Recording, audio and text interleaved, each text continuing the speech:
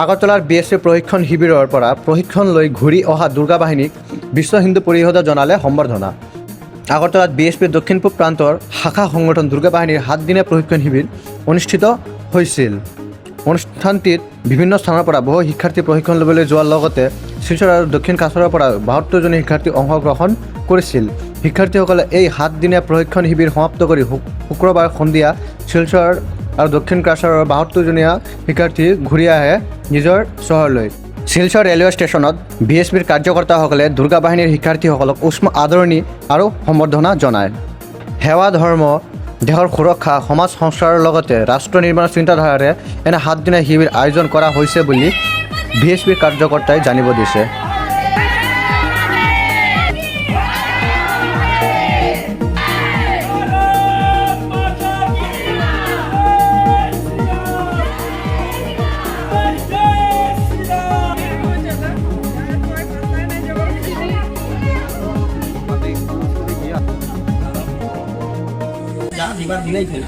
আজকের শিলচর তারাপুর রেল স্টেশনে বিশ্ব হিন্দু পরিষদের তরফ থেকে আমরা কর্মকর্তারা এখানে জমায়েত হয়েছি।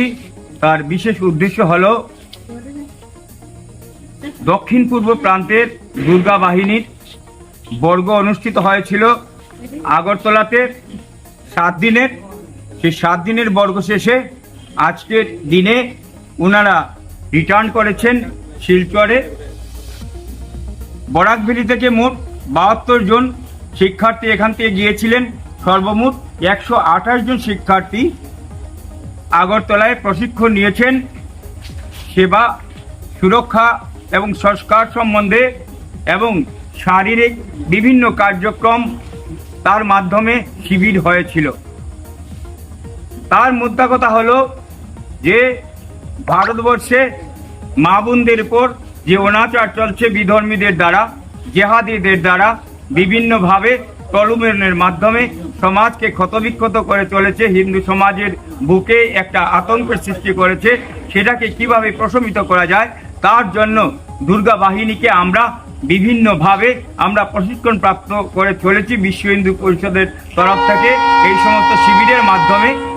এবং একটাই উদ্দেশ্য, রাষ্ট্রকে কিভাবে সুসংহত করা যায়, রাষ্ট্রকে কিভাবে বাঁচানো যায় এবং মা বোনদের ইজ্জত, যে ভারতবর্ষকে আমরা মা বলে আমরা উক্তি করে থাকি, মা বলে ভাবি, সেই মা জাতির উপরে যে আতঙ্কের ছায়া ঘিরে আসছে সেটাকে যাতে আমরা প্রতিহত করতে পারি তার জন্যই আমরা দুর্গার মতো রূপ ধরে দুর্গা বাহিনীর আমাদের মেয়েরা সমাজের বুকে দাপিয়ে বেড়াবে এবং যে অপশক্তির ক্রিয়াকলাপ করছে তাকে প্রশমিত করবে, সেই আমাদের ইচ্ছা।